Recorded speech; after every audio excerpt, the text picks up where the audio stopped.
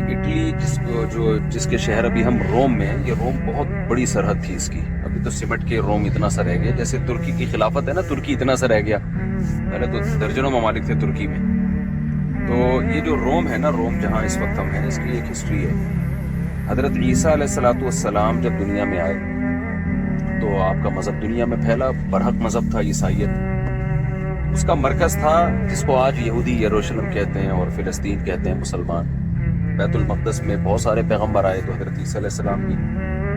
حضرت عیسیٰ علیہ السلام کے دنیا سے جانے کے بعد جو حضرت عیسیٰ علیہ السلام کے جو صحابی تھے، تابعی تھے، وہ لوگ دنیا میں پھیلے تبلیغ کے لیے. تو یہاں اٹلی بھی آئے، وہ روم میں آئے.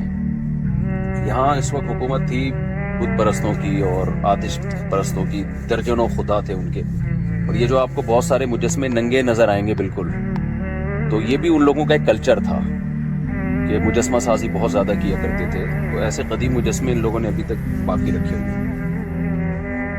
تو وہ جب وہ لوگ یہاں جو حضرت عیسیٰ علیہ السلام کا ایک سینٹ پیٹرک جو حضرت عیسیٰ کے حواریوں میں سے تھا، وہ یہاں آیا تبلیغ کے لیے روم میں.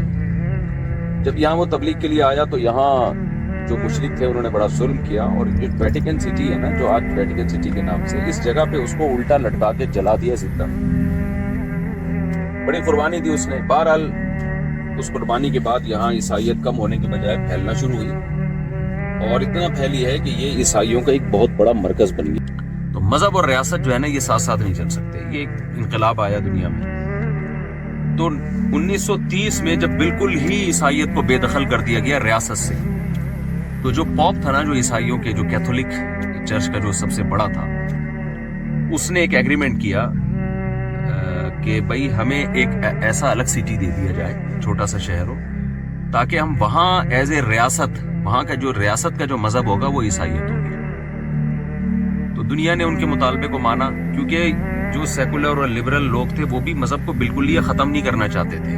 بہرحال ایک روایات تھی نا کہ قدیم، ایک ہر قوم چاہتی ہے کہ ہماری ایک روایات برقرار رہیں. تو ایک روایتی ہی طور پر عیسائیت برقرار رہے، لیکن رہے ضرور. میرا خیال ہے 170-200 کے قریب اس کی جو یہاں کی جو وہ آبادی جو یہاں کے نیشنل ہے وہ 200 ہوں گے. اور سارے پادری ہیں یا ننس، جو ان کی نن ہوتی ہے نا، جو عیسائیت کی تبلیغ کے لیے اپنے آپ کو وقف کر دیا ہوتا ہے. تو یہ ان کا ایک چھوٹا سا مرکز ہے. پوری دنیا میں عیسائی مشنریاں یہاں سے نکلتی ہیں. اربوں روپے NGOs پہ خرچ ہوتے ہیں جو انسانیت کی خدمت، کیونکہ عیسائی مذہب میں انسانیت کی خدمت پہ بہت زیادہ زور دیا گیا ہے. یہ ایک بہرحال ایک پازیٹیو اس کا ایک پہلو ہے. تو پوری دنیا میں جو NGOs کام کر رہی ہیں، ان میں بہت زیادہ فنڈ یہاں سے جاتا ہے. ان کی NGOs ہیں. اور پوپ جو عیسائیوں کا سب سے بڑا ہے وہ یہاں بیٹھتا ہے، اس کا مرکز یہاں ہے.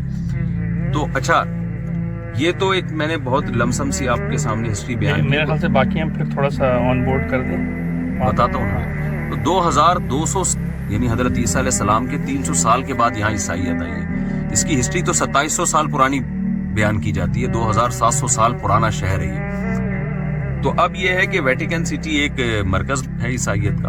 اچھا، پورے اٹلی میں آپ کو ایک چیز نظر آئے گی کامن. ان لوگوں نے اگرچہ مذہب کو ریاست سے نکالا، لیکن اٹلی میں ہمیں یہ لگتا ہے کہ اگر کہیں عیسائیت کسی حد تک اوریجنل شکل میں ہے، وہ آپ کو سب سے زیادہ اٹلی میں ملے گی. یہاں کے لوگوں میں تبلیغ بہت ہے. یہاں پہ عیسائیوں میں، یہاں پاکستانی لوگ بتاتے ہیں کہ ہمیں عیسائی مشنریز ہمیں روک کے، جیسے ہماری تبلیغ جماعتیں نہیں ہوتی، اس طرح سے تبلیغ کر رہے ہوتے ہیں ہمیں. تو پھر وہ مسلمان بھی الٹا ان کو تبلیغ شروع کر دیتے ہیں، کیونکہ پابندی نہیں ہے یہاں پہ، کوئی بھی کسی مذہب کی تبلیغ کر سکتا ہے. تو اگر کسی نے عیسائیت کے کلچر کو، کرسچینٹی کو دیکھنا ہو بالکل قریب سے کہ کیا خالص کیسے ہوا کرتے تھے، کیسے ان کے چرچ ہوتے تھے، تو اس کو ہم کہیں گے کہ وہ ویٹیکن سٹی آئے.